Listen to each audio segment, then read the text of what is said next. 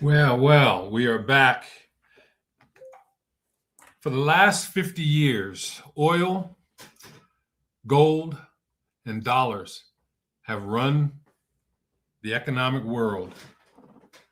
But tonight we're going to discuss that one of them is in trouble and is not oil.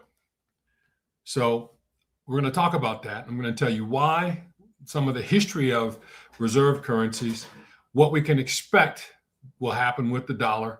And it's not always a bad thing, right? If the dollar loses its value and if it doesn't remain the world currency, but we're going to talk about that. But this war in Iran has really enlightened some things or brought some things to light that we want to discuss and talk about. So welcome to the Science of Self-Mastery. I'm your host, Professor Todd Allen.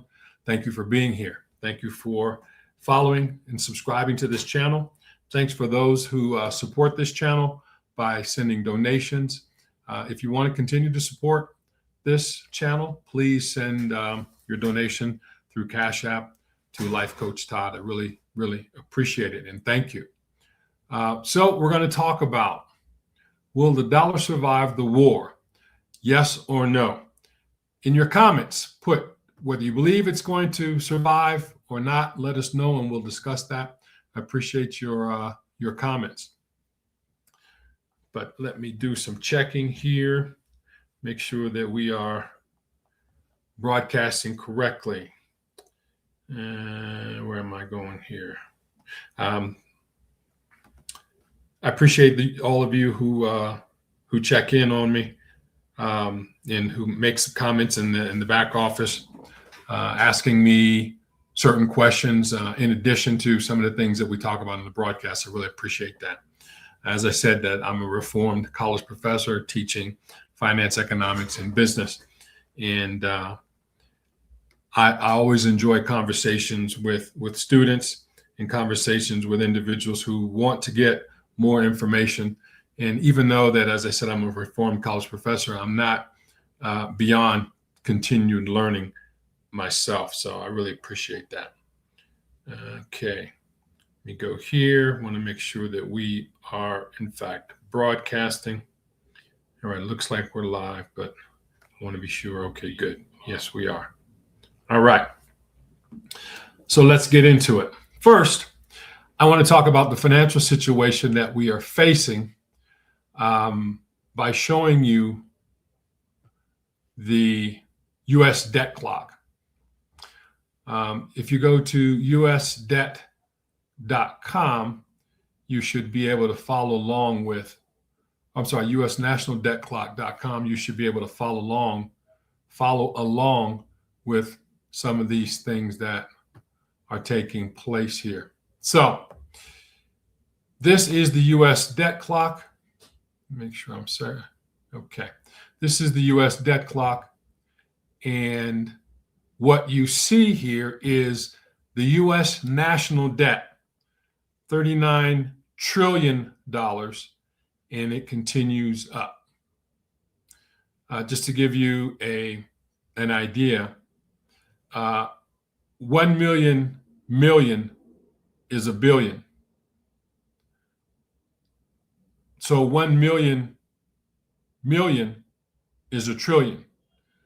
So this is $39 trillion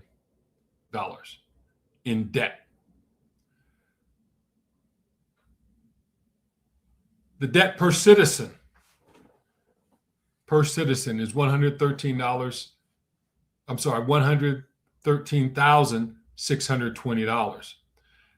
Debt per taxpayer is $357,068. Now, you might ask, what's the difference between a debt per citizen and debt per taxpayer? Well, it has to do with population. Not everyone who is a citizen pays taxes. And so this looks at the actual number of taxpayers relative to the national debt. And that's where you get the $357,000 per taxpayer. So if we look over here to the green section, we see U.S. federal tax revenue. Tax revenue is $5 trillion. So you look at the revenue versus the debt, and things aren't matching. There are some things that just aren't getting paid, right? So the revenue per citizen, talking about the ability to produce, is $15,000 per citizen. Now remember, the debt per citizen was $113,620. The revenue per citizen is $15,769. Again, ends aren't meeting. They don't even know one another. They don't even know the other person exists. The other end exists. So, but if you look on your taxes, you'll see that this is equivalent to tax deductions, depending upon your tax status, right? I'm not a tax accountant, but we know that there are some deductions, and I believe that some of the deductions would actually equal this revenue per citizen. So this is the situation that we find ourselves in. Now, we go down here to the gray section. U.S. population, 343 million people. The U.S. workforce, as of now, 162 million. So population, 343, workforce, 162, a little over half of population works. U.S. income taxpayers, 108 million. 108 million. The U.S. workforce in 2000 was 164 million. So we lost 2 million in the U.S. workforce somewhere along the way. Official unemployment, 7 million. Actual unemployed, 14 million. So what is unemployment according to the government? Unemployed is a person who is out of work and looking. So if you're out of work and you're not looking, you're not considered unemployed according to the government. Here's something that's really interesting here too. And this is new since the Trump administration came on board. Tariff revenue, $353 billion. I'm sorry, is that billion? 100,000. Yep, 353 billion in revenue. And that number continues to rise. The national debt continues to rise as well. But let's take a look at the world debt clock, okay? Let's take a look and see what's happening in the world.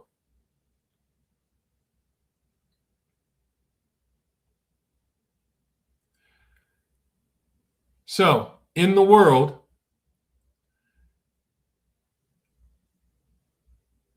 we are 39 trillion in national debt, but the gross domestic product is 31 trillion.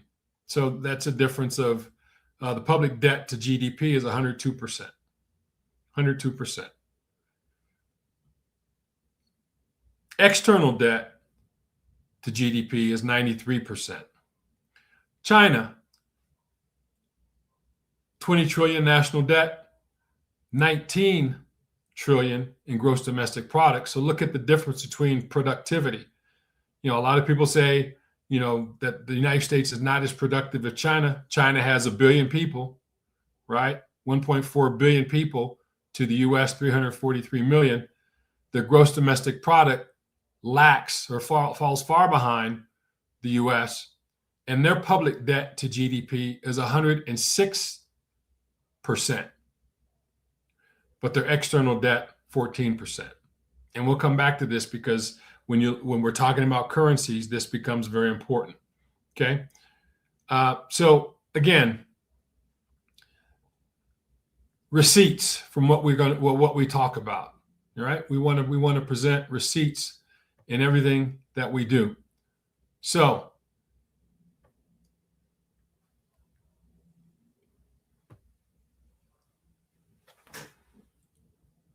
the U.S. is not out of trouble.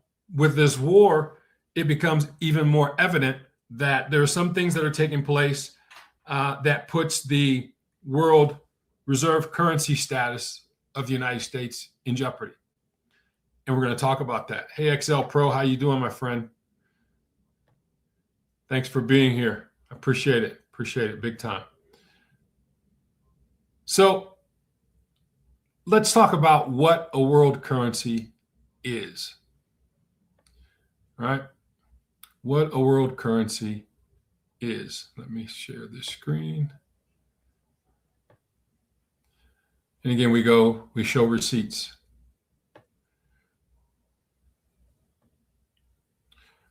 So we go to Seeking Alpha. Says world reserve currencies, what happened during previous times. So we go back into, from a historical perspective, right?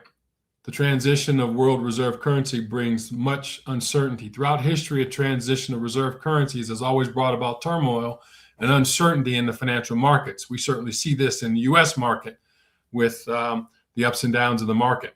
One country's decline and the subsequent rise of another marks a radical transformation of the world, especially as market demand shifts. The country that dominated global commerce during any given period is usually marked by the status of having the reserve currency. And so when we talk about the dominance of the United States from an economic perspective, we see that this started after World War II. And the country that dominates global commerce, because the United States is, at this particular point, the number one market in the world. More countries want to sell their goods and services to the U.S. Market than in any other time in history. Okay, is usually marked with the status of having the reserve currency. Spain and Portugal dominated the 15th and 16th century. The Netherlands, the 17th century. France and Britain, the 18th and 19th centuries. And the U.S. dominated the 20th century, and we are now in the 21st century. Throughout the age of exploration, Portugal created a dominant global empire. Let's move. We know about the Portuguese because they had a tremendous navy, right? Thanks to advances in navigational technology as well as others auspicious circumstances, the Portuguese and soon the Spanish were able to reach Africa, Asia, and the New World. Consequently, the Portuguese and later the Spanish currencies became the primary currencies used in global trade at the time. The Portuguese, throughout their travels and discoveries, established military outposts along the coasts of Africa, India, Malaysia, Japan, and China, Macau Island. When they became overextended, the empire eventually declined due to attacks and competition from other countries, mainly the Dutch, British, and French. Portugal and Spain then emerged together to create the Iberian Union. However, it collapsed through wars and revolutions by the mid-17th century. A little bit more, and then we'll get into what we're talking about. It was then the turn of the Dutch, whose rise to global power was largely aided by the creation of the first multinational corporation in the world, the Dutch East India Company. The Dutch defeated Portugal and Spain in the global economic importance and positioned themselves to profit from the European demand for spices. By 1669, the VOC was the richest private company that the world had ever seen, with over 150 merchant ships, 40 warships, 50,000 employees, and a private army of 10,000 soldiers, and a dividend payment of 40% on the original investment to shareholders. Okay? Well, what happened? Well, later, the event of the Anglo-Dutch War, the spice trade was temporarily ceased, and this caused a spike in prices for spices. At that point, other countries were enticed to start their own spice trading companies, namely the French and the English, French East India Company and the English East India Company. The saturation of the spice market and the costly Anglo-Dutch wars destroyed the Dutch East India Company and their currency, the guilder, as the global currency. So again, we go back into history and we find out that history, in a sense, does repeat itself. So here's an interesting point. We just talked about how The VOC, the richest private company that the world had ever seen, with over 150 merchant ships, 40 warships, 50,000 employees, and a private army, right? Later, what happened is we find that they overextended themselves militarily, right? And war caused a spike in the spice prices. Well, what has the war done to oil prices? And because there's a spike in oil prices, this can be parallel to spices, right? The price of a highly wanted good or service. Now, this article was in 2014, so we're going to update some of this information. So it says each country that rose to ultimate global dominance of commerce declined due to an oversaturation point. Fast forward to today, and there is a remarkable similar situation for the U.S. The U.S. at the time of this writing, we're going to update it, has 900 military bases in 130 countries and spent over 640 billion, and this was in 2013, on the military alone. This figure dwarfs all other military spending combined by all other countries. The U.S. is no longer the largest creditor nation in the world, but rather the largest debtor nation in the history of the world. China is now the largest creditor nation. Will the 21st century belong to China and the yuan? So I wanted to start the conversation with this. Let's take a look at something else here very quickly.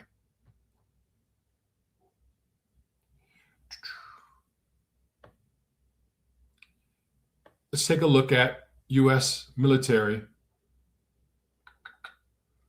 presence around the world. And this comes from Al Jazeera.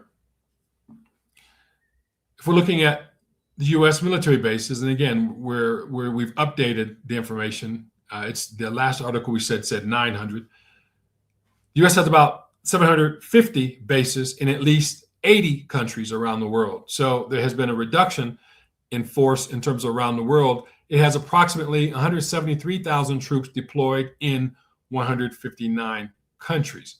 So this map gives you an idea of where a lot of these military installations and bases are. Red here in Alaska, of course, that's the home court, if you will.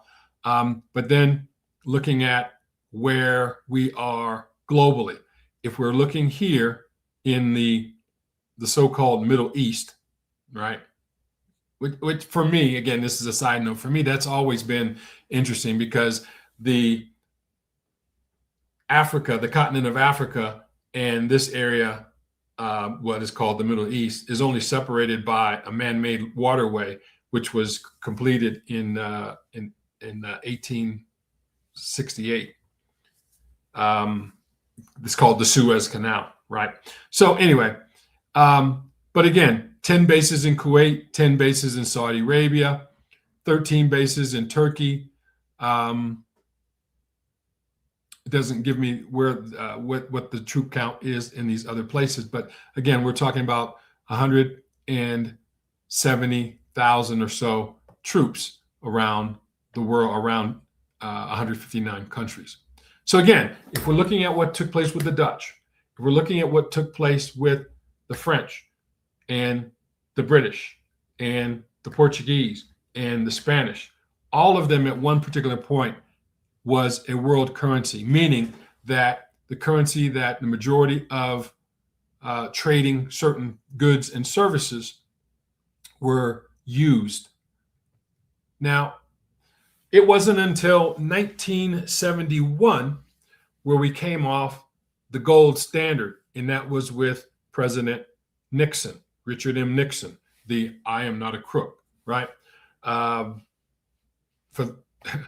I know I'm dating myself. Watergate. Look at if you've never heard about it, look it up. But the United States came off the gold standard in 1971, which is kind of interesting because if any of you have watched the movie The Wizard of Oz, right?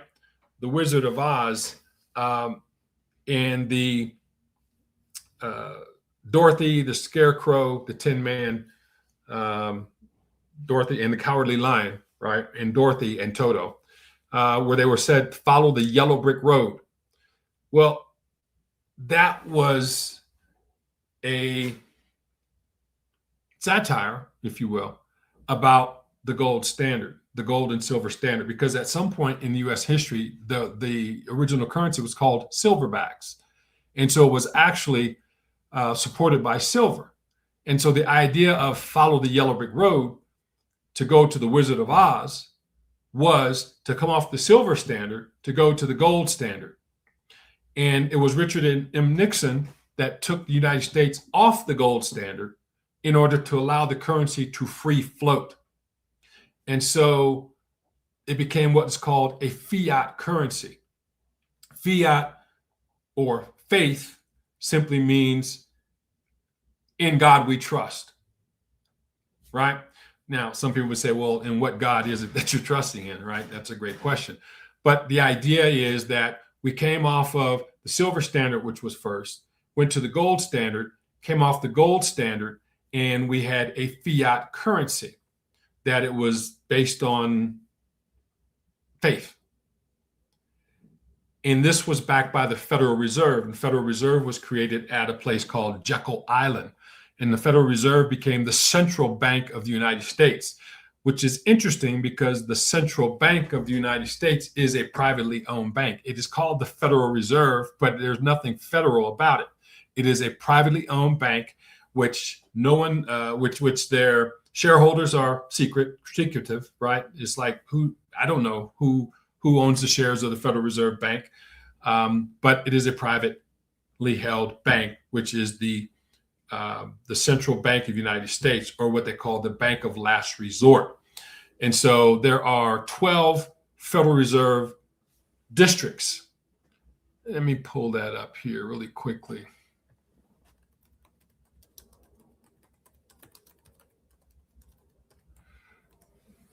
The Federal Reserve districts. Okay, visit that site. Bear with me, please. Okay, we're going to share this.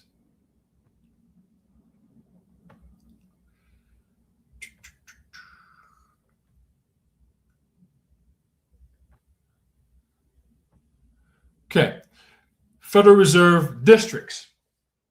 Now, back in the day, when I was younger, you would write a check and you would play what they called the float, meaning that from the time that the bank got the check to the time that they cashed it, there would be a few days, right? So you'd write a check on Wednesday and you'd play the float, say, oh, well, the check won't cash until Friday.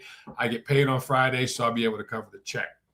Well, it was because, they actually used the mail service to mail checks. But these are the 12 Federal Reserve banks, okay? Boston, New York, Philadelphia, Cleveland. Now, a lot of people say, well, why would Cleveland in Ohio, OH, right? IO for Buckeye fans. I'm from the great state of Ohio. At one point in time in the United States, Ohio, Cleveland in particular, had more millionaires per capita than any other place in the United States. And it was, my mind just went blank. Rockefeller and Standard Oil was from Ohio. He went to college there in Ohio and lived in Ohio. And so this is the reason why they had the rival between Pittsburgh and Cleveland, was because of there was a great millionaire family, railroad millionaire family, that lived in Pittsburgh, and the Rockefellers living in Ohio. And so the two they didn't get along. It was like oil and water. So anyway, I digress. So you're looking at the Federal Reserve systems. All checks go through the Fed of Cleveland, 04. Okay, all checks. And you might say, well, checks, do people write checks anymore? Not anymore, not so much anymore. A lot of things are just digitally transferred now, right? Digitally transferred.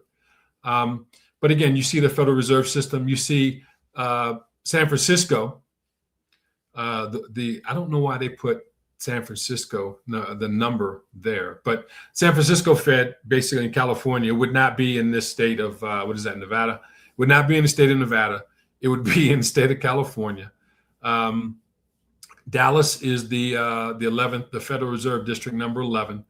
Then Kansas City, Missouri would be 10. Then Atlanta. So these are all Federal Reserve banks. What's interesting too is that if you look at that, these are all where football teams are located too. Interesting, right? Okay. So why do I bring this up? Because the Federal Reserve System is the bank of last resort. They control how much in money in deposits are in whatever bank, the banks that are in the Federal Reserve System. And so the Federal Reserve System issued what they call Federal Reserve notes. And the Federal Reserve notes are not backed by anything but hopium. Hopium and faith. Hope and faith. Legal currency is plata or silver and gold. That's legal currency. This poses as legal tender because it's an acceptance. So Federal Reserve notes are an acceptance, but legal currency, right? I mean, you accept Federal Reserve notes, certainly, of course, but gold and silver is still what they call hard assets. Okay. So why is this important? Because the United States is free floating the currency, the $39 trillion in debt is not real. Well, I mean, it's real debt, but it's not backed by anything real. When people are paid in this currency, the hope is that you pay it back in currency, right? In the dollars. But the dollars really have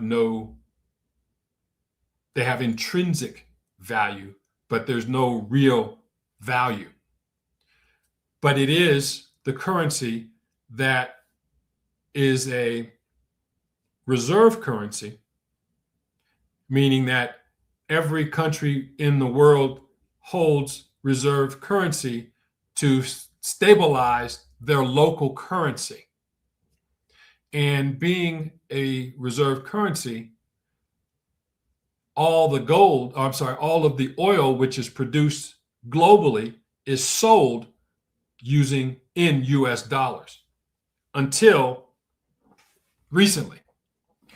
As I said, in 1971, Richard M. Nixon got us off the gold standard and the dollar was able to free float. It was in 1974 that Henry Kissinger then went to Saudi Arabia and came up with the deal that if you were to buy oil or sell your oil, in this case, if you sell your oil in US dollars, we will protect you militarily. So they agreed. Not only that, other Middle Eastern states then agreed to sell their oil in dollars for American military protection. So let me go back, if you allow me to the screen that talks about military bases.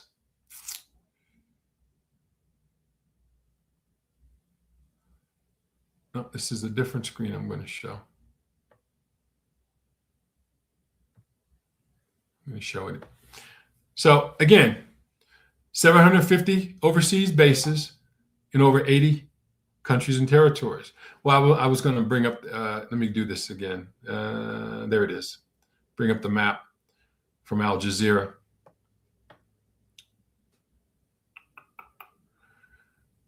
The infographic from Al Jazeera. Be patient. There we go. this. Let me allow that. Okay. So again, 1974, here's Saudi Arabia.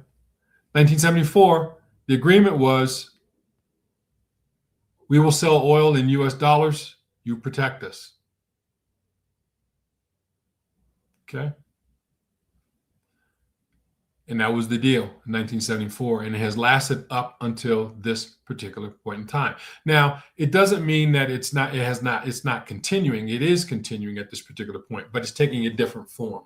Okay, and we're going to explain that. We're going to discuss that form in just a moment. So, what has happened with this over the past 50 years, when the United States and Iran were having angst, for lack of a better term. The Iranians had been planning to change how they were able to sell their oil, and they wanted to come away from the US dollars. And so they've been looking for ways in which to do that. And one of their major trading partners is China. One of the major trading partners with Saudi Arabia, as we sit here tonight, is China. China has had some major influence in the Middle East. All right. Thank you, my friend. Excel Pro. Interesting. Any questions? Let me know. And so China is a major trading partner with Saudi Arabia. China is a major trading partner with Iran. China receives 80 to 90% of its oil now from Iran. It was receiving a major supply of oil from Venezuela until the United States had an interdictive event and removed Maduro. And now that oil that was in Venezuela, the largest oil reserve in the world, is now being shipped to the US. The difference is that the type of oil in Venezuela needs to be further processed. So that now is being processed in the United States. Interesting note, the United States is an oil producing country. And the United States only receives about 2% of its oil needs from the Strait of Hormuz.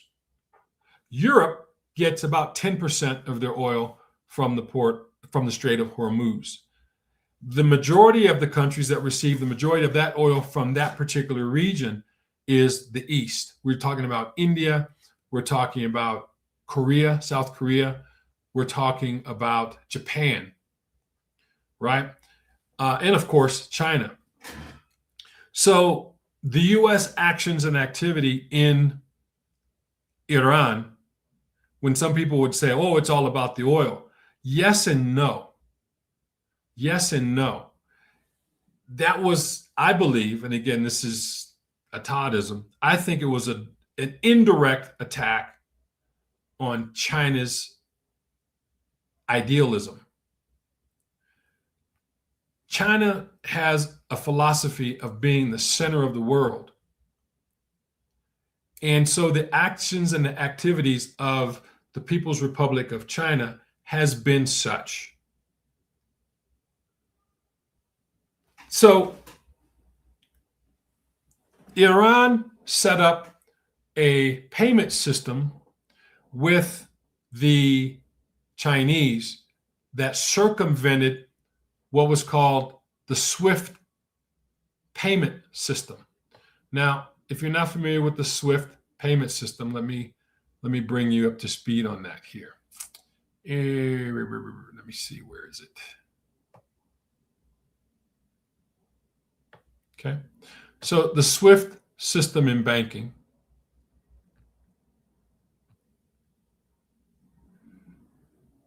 is called SWIFT. It's the Society for Worldwide Interbank Financial Telecommunications.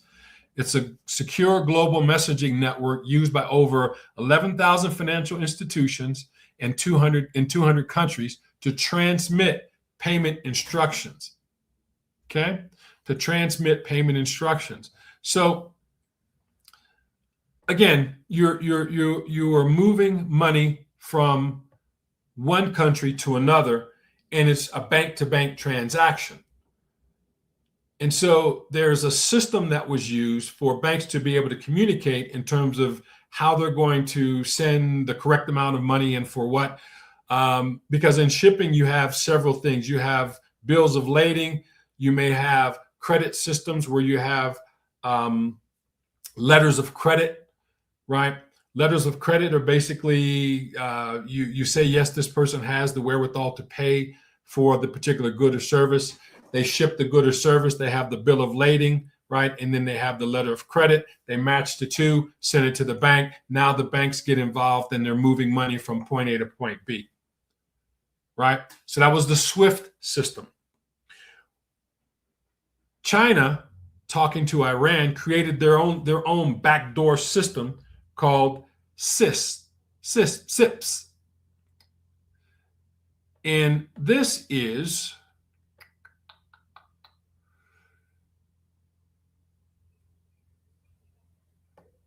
what the Chinese and others are doing to circumvent having to use US dollars. They created their own system called the Cross-Border Interbank Payment System, SIPS.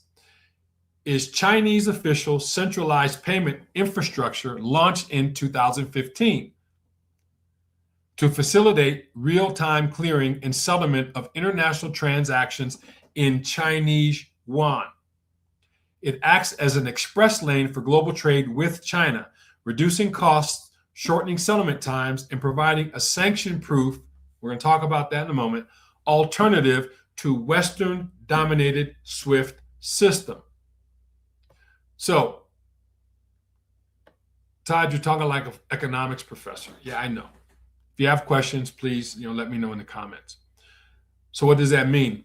That you're not using the SWIFT system. You've created your own alternative system. Remember when I talked about how the Dutch dominated the spice market, and you had and they had a powerful military, but then it was weakened because it was overextended.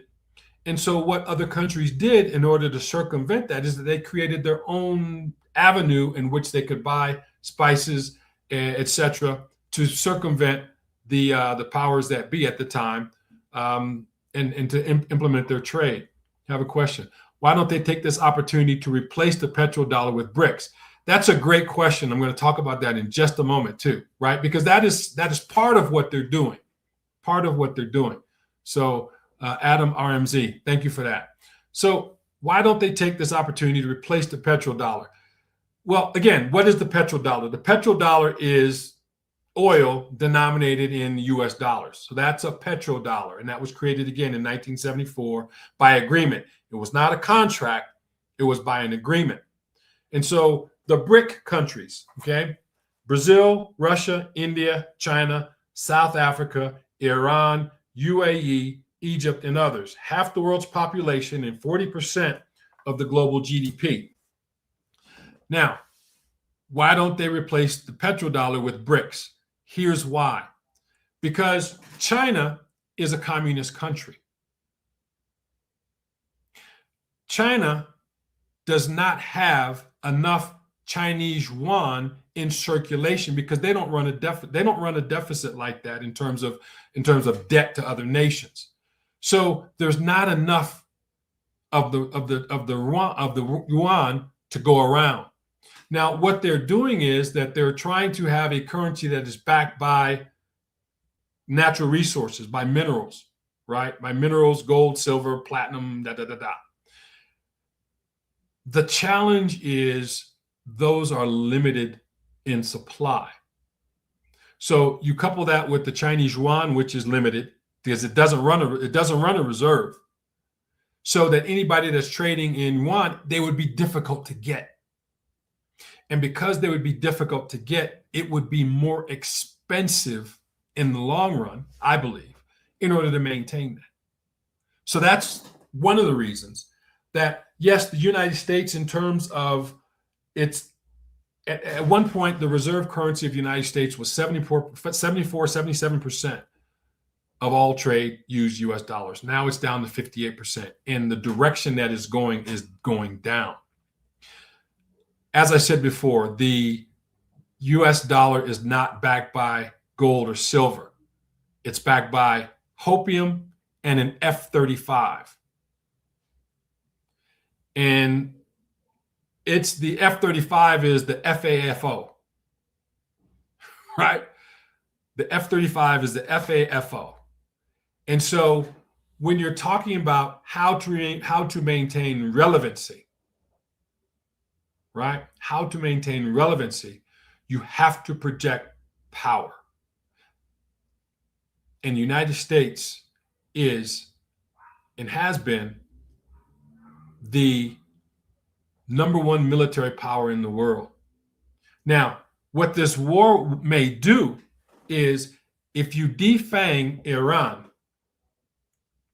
and Iran no longer is the box bully of the Middle East,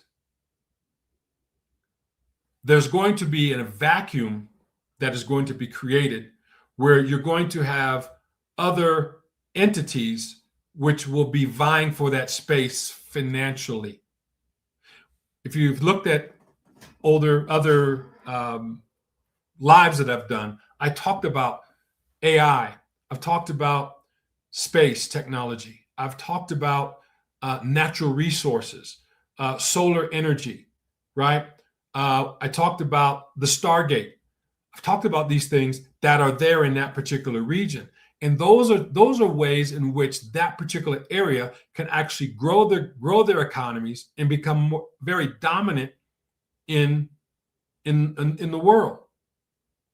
So oil is not always going to be as expensive as it is now, because oil can be and will be at some point in the future replaced. And so this is why President Trump is making all these deals for minerals all around the world. This is why the Greenland strategy was so important to the current president, Donald Trump. Thank you. This is why it was so important, because not only Greenland, I mean, a lot of people look at the map and like, man, Greenland is huge. Greenland is not as big as you think it is. Let me see if I can find this, because again, I like to show receipts.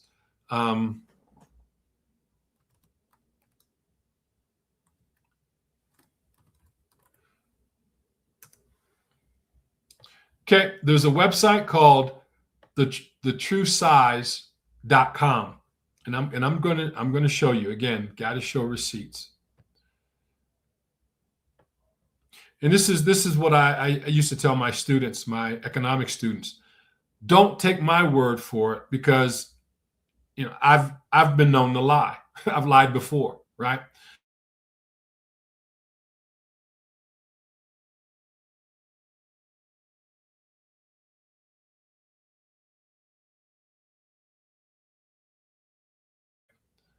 All right. So, am I sharing? What's going on?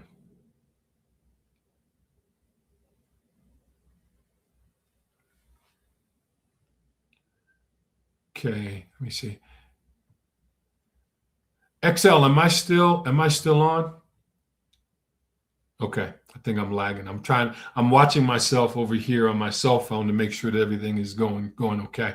So let me go back to true size of things. Okay. So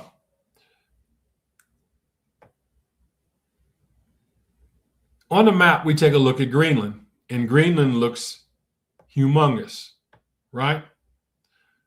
But let's bring Greenland down.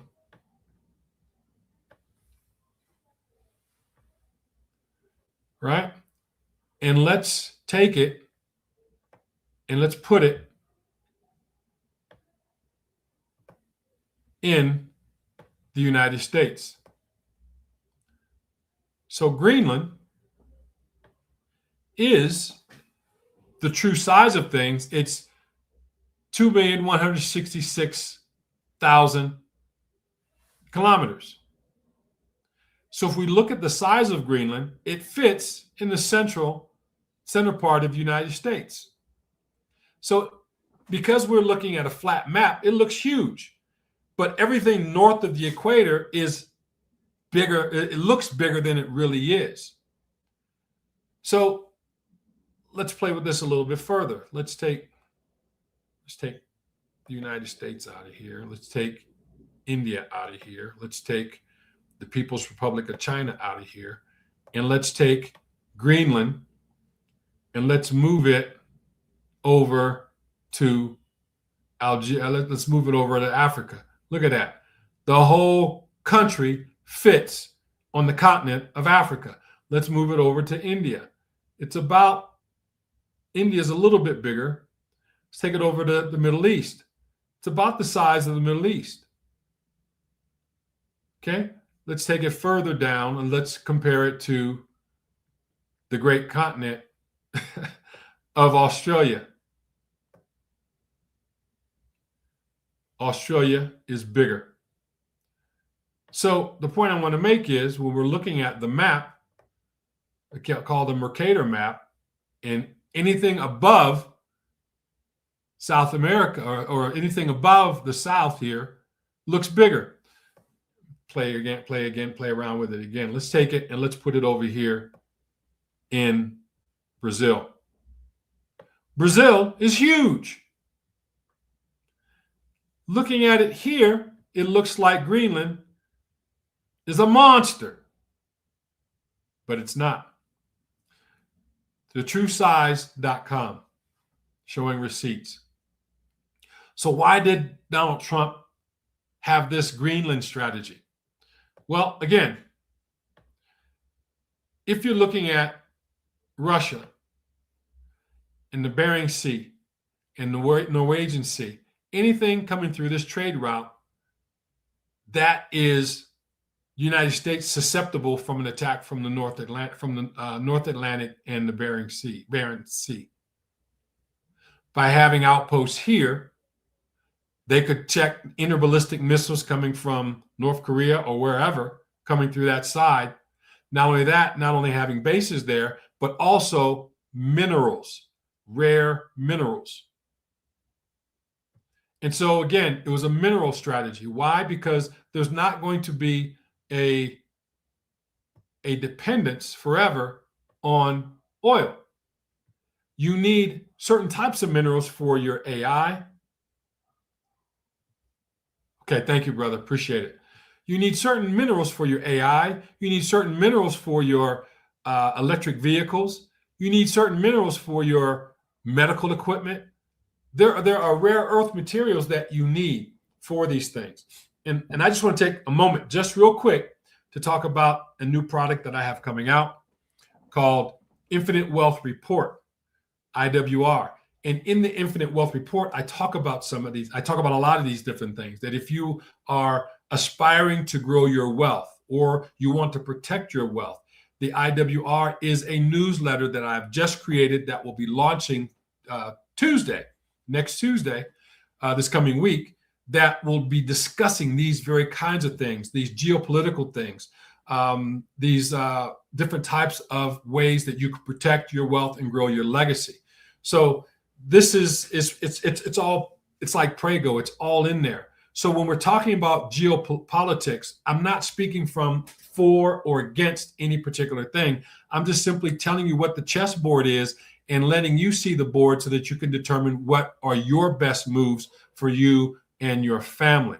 So that would be the Infinite Wealth Report, which is coming out next Tuesday. Look for it, and there'll be more announcements that are going to be talking about that. So Iran has natural resources. So it's not just a fight for the oil in the area. Because again, if you followed previous lives, we talked about Karg Island. Karg Island is a small island off the coast of Iran, 95% of its oil production comes from that island. And so when the U.S. struck, they hit the military, they hit the protective units, military units that were on the base. They did not destroy any of the storage tanks. The rationale behind it was if you destroy the oil tanks and you destroy 95% of their ability to generate revenue, you destroy the likelihood or the ability for Iran to subsist, to grow once these actions are done with. So that was the idea behind it. So next question. Under what conditions could a prolonged U.S.-Iran conflict materially impact the dollar's role as the global reserve currency? That's a great question. As I said, the United States only receives 2% of its oil from this particular region of the world. This impacts Europe and Asia much more than it impacts the United States. 58% of transactions go through US dollars at this point, from 72% or 74%, 77% down to 56, 58%. So the global reserve currency being US right now, you have to remember too that the United States is the number one market in the world.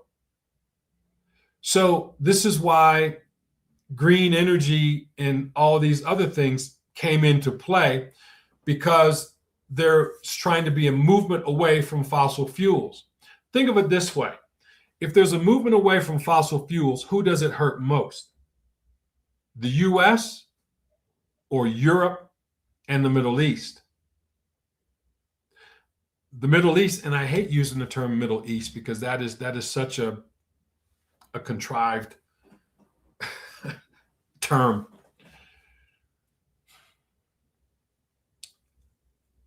Let's say oil producing nations. So oil producing nations will be mostly affected if you move from a dependency on fossil fuels to alternative energy sources. And so this is it's kind of a dual play. Yes, we want to move away from fossil fuels. Why? Not because of the environment, because of the cost, right? Because of the long term, because it's a source that is not infinite. What is a source that is infinite? Solar. The sun's going to be around a lot longer than the oil will be. Remember, oil is a dead dinosaur, right? For lack of a better term, right? So the solar, the geothermal, those are not only cleaner, but again, these are you can say relatively infinite sources. And so that's the move. The United States, with this current policy, in my view, is becoming more hemispherical in nature than it is global interdiction. With the Abraham Accords, the idea was that Middle Eastern countries, along with Israel, take on the majority of their own defense. The idea with Japan is that Japan take on more of their own defense by changing their constitution to become less defensive, to become more and more defensive, yes, but to be able to take offensive measures if need be, to be able to protect their interests globally.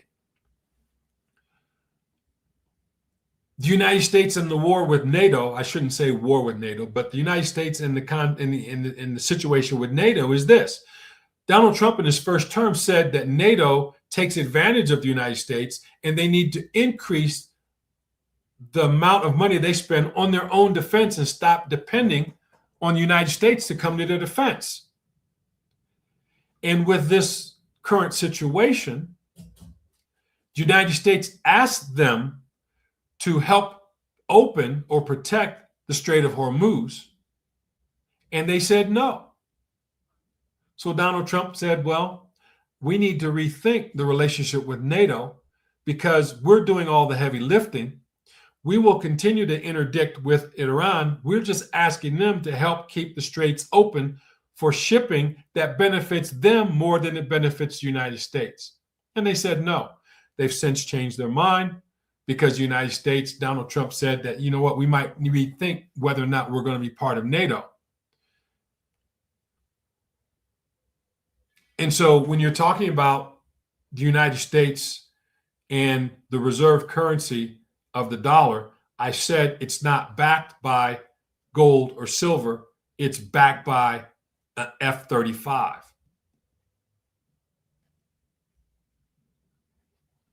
So, as I said, the block bully in this situation I know it's not a kind term, but I'm just using it for an example. Iran, with their ability to shut the Strait of Hormuz, impacted 20% of the oil flowing globally. The Strait of Hormuz, let me see if I can pull it up. I'll pull it up again because, again, I like to give receipts.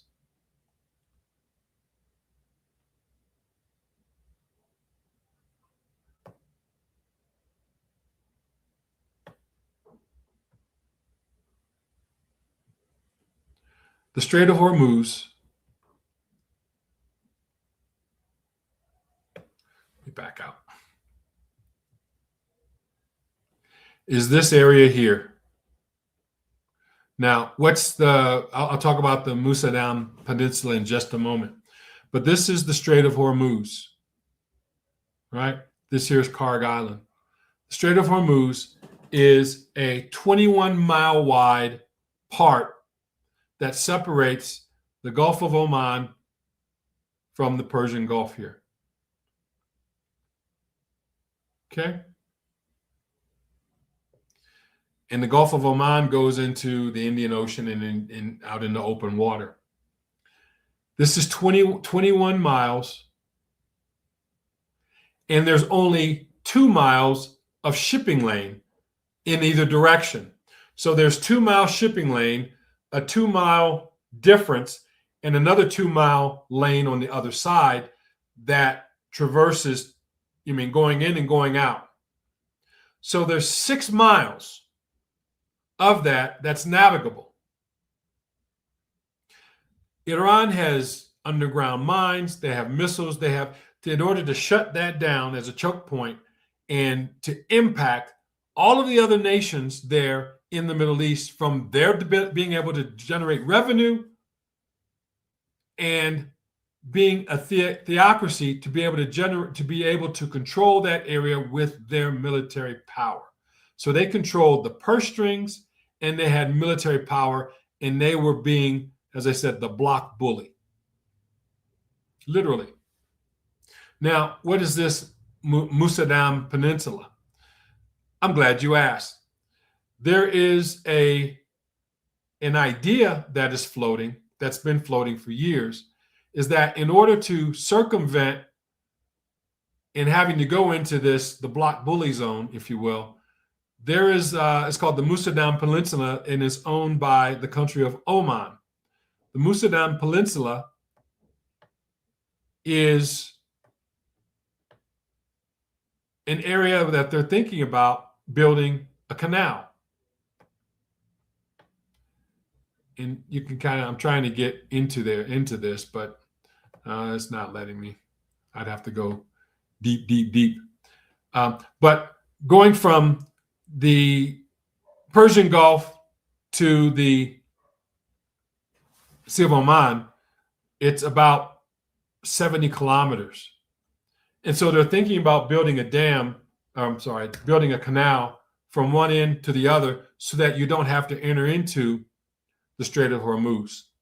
The problem is that it's rocky, it's mountainous, and it would cost about $100 million to create the canal. And you would still have Iran being able to shoot into this area and trying to close it off. So with security and in engineering to create this space, it would be anywhere from $50 to $100 million. But that's one of the things that's being floated. Who would pay for it? Again, the history shows that there has been a persistent desire for the United States to pay for everything.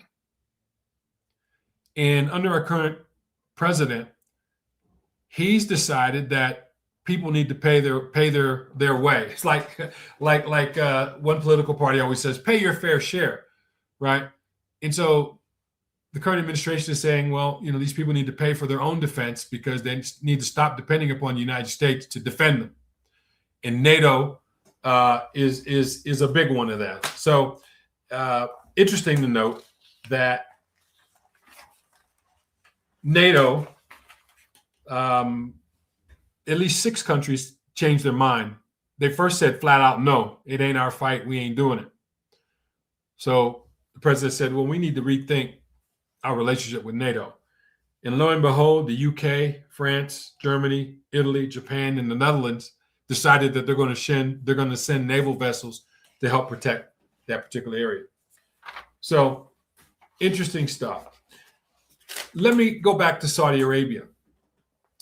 Let me pull up the map again. Saudi Arabia, again, had this great idea that they were going to purchase or sell their oil in US dollars. And we created the petrodollar. Okay, great.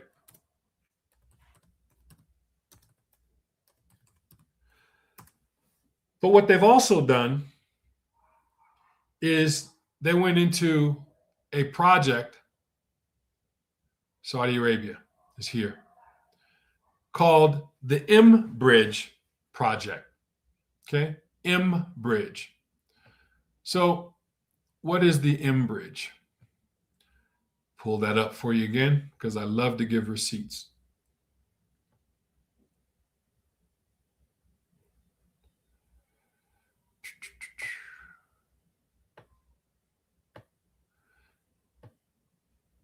So the M-Bridge is a multi-CBDC or a multiple central bank digital currency platform designed to enable real-time peer-to-peer cross-border payments and foreign exchange transactions using digital currencies. It connects the central banks and commercial banks directly, bypassing the traditional SWIFT-based correspondent banking system to offer faster, cheaper, and more secure transactions. So Saudi Arabia got involved in this. Well, why would Saudi Arabia get involved in the M-Bridge program when they were selling their things in dollars? Well, the participants, the project is led by the Bank of International Settlements, the BIS Innovation Hub, the Hong Kong Monetary Authority, the Bank of Thailand, the Digital Currency Institute of the People's Bank of China, and the Central Bank of United Arab Emirates. Saudi Arabia joined in 2024. So why? And as I said before, China was a major trading partner with the Saudis over the past several years. Now, you got to look at it this way. We have been in forever wars. We were in Afghanistan for a long time. And we were kind of being the block bully of the Middle East for a long time.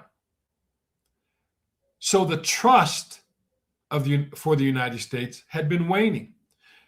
Now, when the current president comes in office, and I shouldn't say the current president, not in this regard, but when certain sanctions are placed on other countries, like the sanction on Afghanistan or sanctions on Iran or sanctions on Russia, those sanctions mean that these countries do not have access to Western dominated banking. So what are you going to do? You're going to go and use what they call dark markets or black markets or obscure markets to be able to transact business. Think of it this way. I mean, I know many of you are from different parts of the world, and you have to do what you got to do. And so if one door closes, you look for another route. You look for another way in order to do or to maintain your lifestyle and to be able to handle your business. So China, Russia, Iran, and any other nation that was under sanctions, and that was used by Western countries to punish actions and activities of other nations that weren't towing a particular line. You create alternative ways of doing it. And if you can create those alternative ways of doing it faster and cheaper, then more and more people are going to take a look and try to validate it, legitimize it. So that's what's been happening. The M-Bank, cryptocurrency, right? The SWIFT has been around. It's not saying it's going to be eliminated, tomorrow or next week, but we see a slow decline in what's taking place with Western style banking. And remember, I talked about the Federal Reserve. The Federal Reserve is not a federal bank. It is a privately owned bank. So you're looking at the EU, the European Union Bank, the central bank of the European Union. Who runs it? They're not run by elected officials. The bank of last resort, the Federal Reserve of the United States, is not run by elected officials. These are run by private businesses, private business owners. So they're looking for ways to circumvent different regulations or different styles or ways of doing things. And when wars and tariffs and other financial practices in their mind take place, they're going to do things in order to try to relieve that pressure. Just like in the Strait of Hormuz, there still has been oil trades going on between China and Russia, or China and Iran. They're dark transits. Well, you have ships that come in and turn off their transponders to move through. Or Iran was saying that certain countries can continue to go through, China being one of them because that's their major partner. And then if they're moving money through SIPs, which is an alternative financial system, we don't know how much oil is going through that system.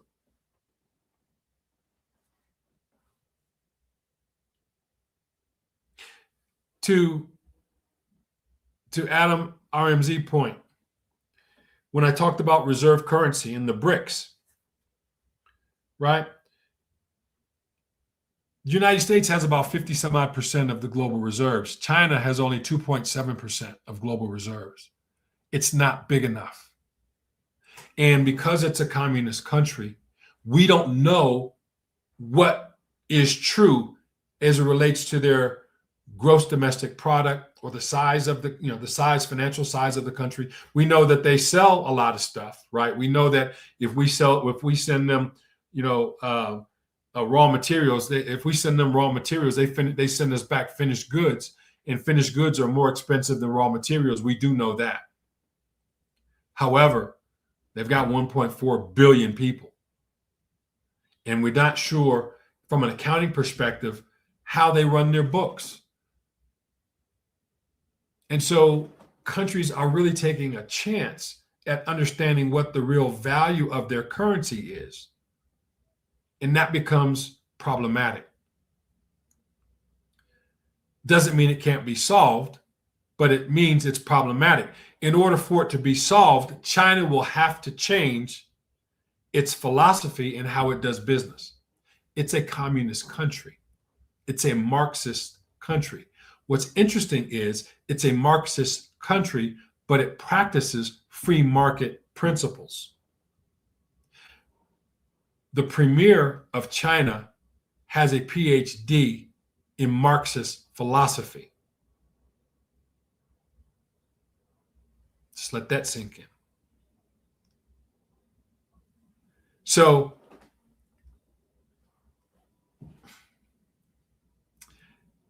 the term capitalism is a Marxist term for the free market.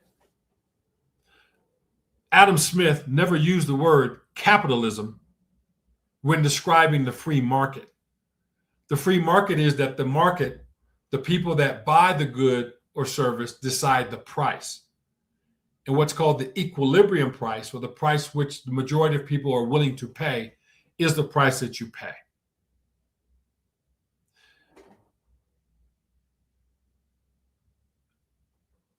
Capitalism, by definition, is simply change.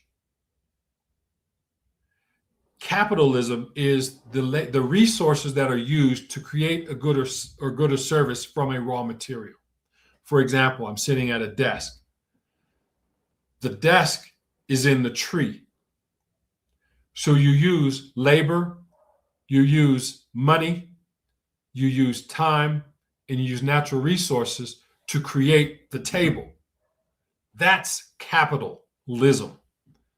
Ism, any kind of ism, is a belief, but a belief that I have inputs of land, labor, and money to produce a resource.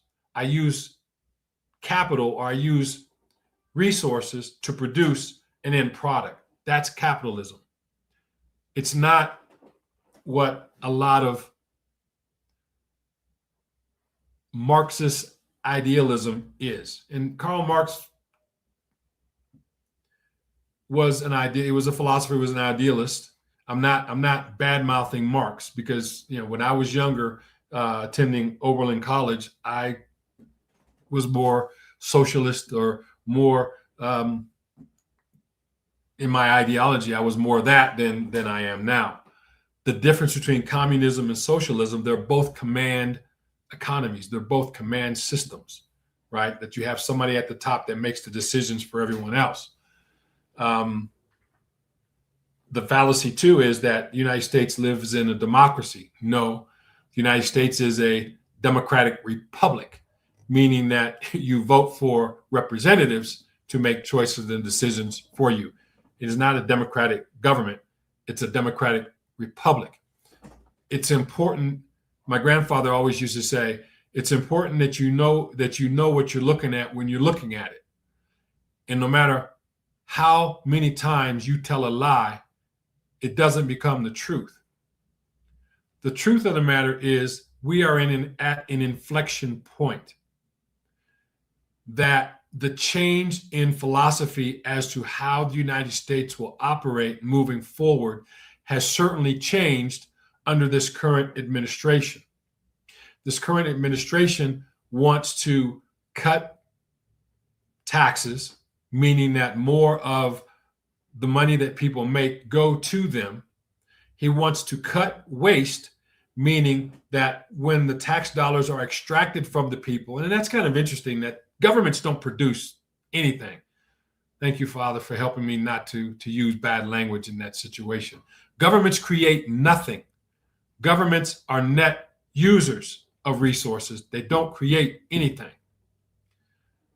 So when we give money to governments, and they then in turn give money to producers, this current administration is trying to change all of that. Now, I don't want to sound like I'm supportive of it. I'm just telling you it is what it is. What's right or wrong is something for you to decide, not me. But it's my responsibility to tell you what something is and let you decide for yourself if it's good, bad, or what have you. Because at the end of the day, you are responsible for your life, and you're responsible for the life of your loved ones. But you have to have good information in order to make a better choice. And that's what the science of self-mastery is all about: income, education, health, lifestyle, and legacy. Giving you information, current information, so that you can make a better choice as to what your future will be and how it looks. This current administration is not going to last forever. In fact, midterm elections are coming up, and who knows if they have to change course because of the opposition, political opposition, which is coming into play. What's interesting is that many politicians have never run a fruit stand. They don't know how to run and operate a business. By definition, the United States is a federal corporation. It's a business. Each state, I'm from this great state of Ohio. I am an Ohioan.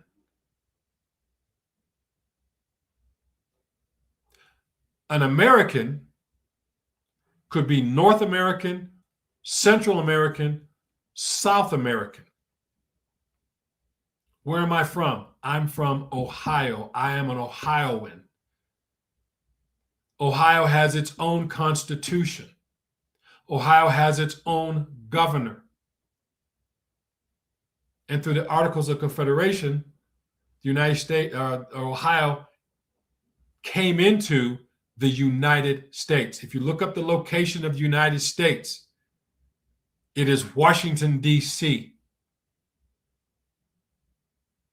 D.C. is not a state.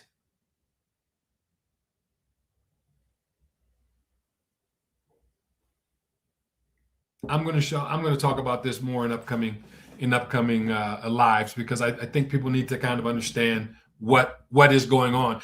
Many times we become very myopic. We listen to the news and we believe everything that the people on the news tell you, but they don't show you receipts. They just give you talking points. They don't give you receipts. They don't show you where you can get some of this information. And you have to understand that many of these sources are biased. So you got to kind of go through the bias. But I showed you Al Jazeera. And I would not say that Al Jazeera is Western leaning. I showed you Google Maps. I showed you Alpha, the Alpha site, which was a financial site, right?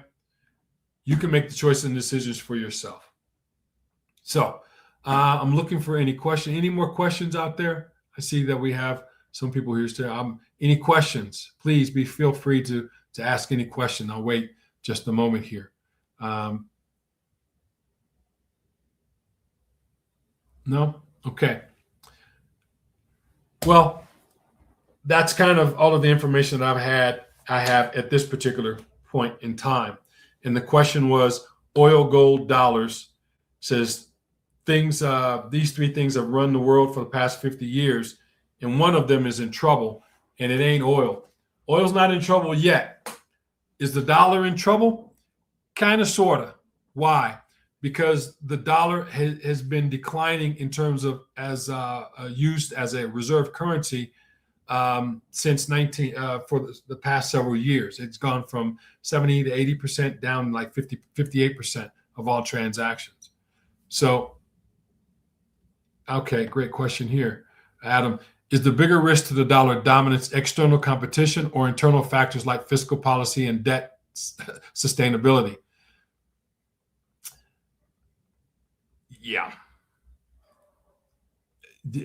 It's all the above. It's all the above.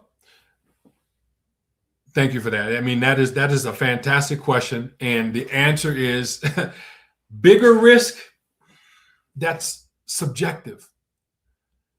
But is there external competition? Absolutely. Because Russia, China receive sanctions. And Russia's the second largest population in the world. So if they receive sanctions for being able to do money to exchange goods and services financially, but if they can't use a Western mode of transferring money, you got to do what you got to do, right? There are some, I'm sure in some of the neighborhoods that we live in, Yeah, they don't accept debits or credit cards. They want cash. So, and now some places you go, they want crypto. And so crypto is a way to do what? To circumvent the use of the SWIFT system. And so now you see banks even buying into cryptocurrency and setting up XRP systems and et cetera, to be able to do financial transactions faster and at a lower cost. So am I saying that Bitcoin is going to replace the dollar? I'm not saying that, because again, the dollar's not back. It's backed by hopium. It's not backed by gold or silver, but it's backed by F-22 and the F-35, and that's the FAFO, right? There's no FAFO in Bitcoin right now, right? So external competition, absolutely. Internal factors like fiscal policy, absolutely, because you've got politicians who've not balanced a business. They've not run a fruit stand. They've not run a lemonade stand. Many of them. They're politicians. They have power, and they make choices and decisions in a vacuum. They do it for power's sake. Does that brings up the concept of having term limits, right? Two types of policies. And Adam, I really do appreciate this question, my friend. Thank you so much. Two types of policy. There's fiscal policy and monetary policy. Well, what's the difference? I'm glad you asked. Fiscal policy is government making a choice and decision as it relates to the monetary, the currency, by either increasing or decreasing taxes. That's the way that fiscal policy is operated, by increasing or decreasing taxes. There is one party, which will remain nameless, that always wants to increase your taxes. Increase the taxes on the rich. Okay, let's talk about that. You and I are wealthy, and we live somewhere where taxes have increased. Do you think that we're just going to grin and bear it? Or do we have the power to pick up and move to a place where they don't tax us as much? The smart money says, if you tax me too much, I'm leaving.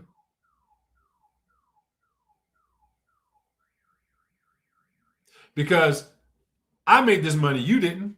Right, Ted? So by increasing taxes, you're going to take me as a producer, and I already showed you that there are less people paying taxes than population.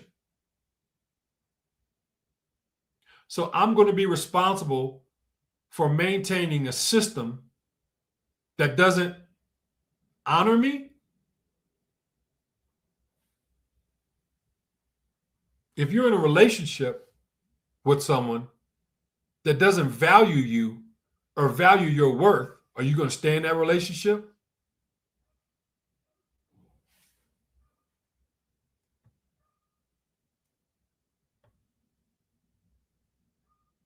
Oh, you're welcome. Anytime, anytime.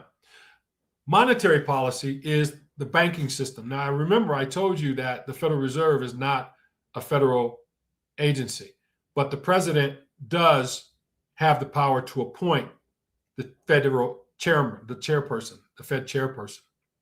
But each of the 12 Federal Reserves has a president. Monetary policy manages the reserve requirements. They manage interest rates.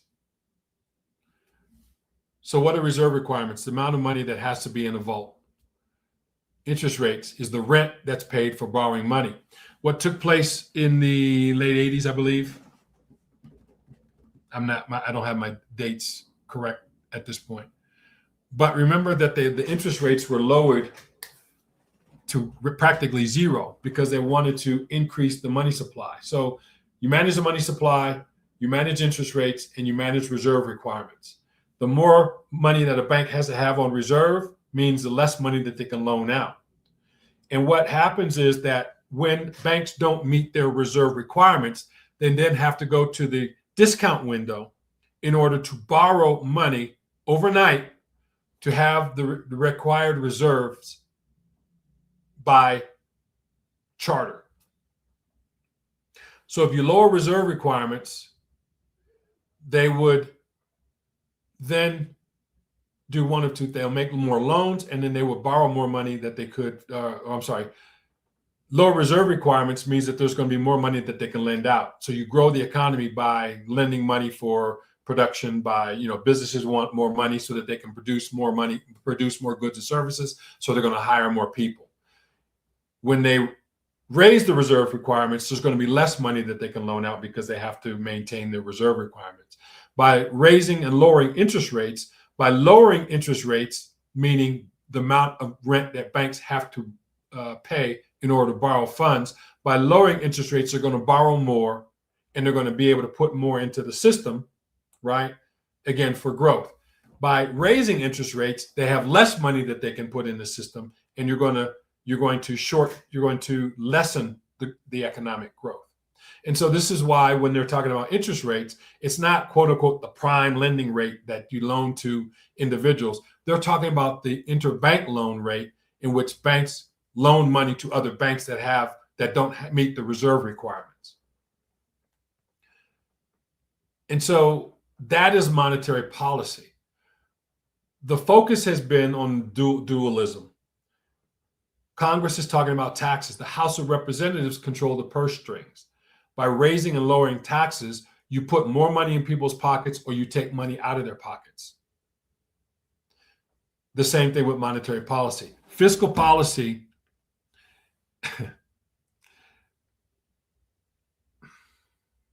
we have to think about this. We are electing officials who have not run a fruit stand to determine the fiscal policy of whether they should raise or lower taxes. And there's no balanced budget. Balancing a budget with stuff that's not real, I don't know. Any politician, and again, we're talking about the dollar, whether it will survive this war. I believe it will survive the war, but it will survive knowing that there's competition out there. And competition is good, because if competition is good, you would hope that people would try to improve the system so that it flows smoother. But we're talking about politicians here. We're talking about politicians here. We're talking about politicians who have not run a fruit stand, who are in control of managing one of the most powerful corporations on the planet.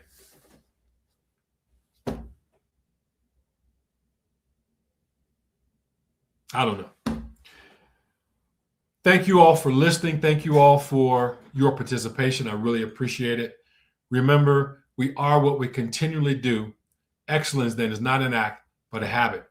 I'm your host, Professor Todd Allen. Thank you for your time and your energy. And remember, the Infinite Wealth Report is coming out on Tuesday. And so I will have a link on my site where you could get that particular information, and it will greatly benefit you for now and the future. Also, I do have available now the Science of Self-Mastery Life Operating System, which will help you to not only be able to use the input that you get from the newsletter, but it will also help you to be able to manage your emotional mindset, your emotional equations, and be able to help you to better handle a lot of the things mentally and psychologically and identifyingly the things that are happening in the world, so that you're not so stressed out and so that you're not so that it impacts your health in a negative way. That is available, and those items are available, and you can find the link in my description for the channel.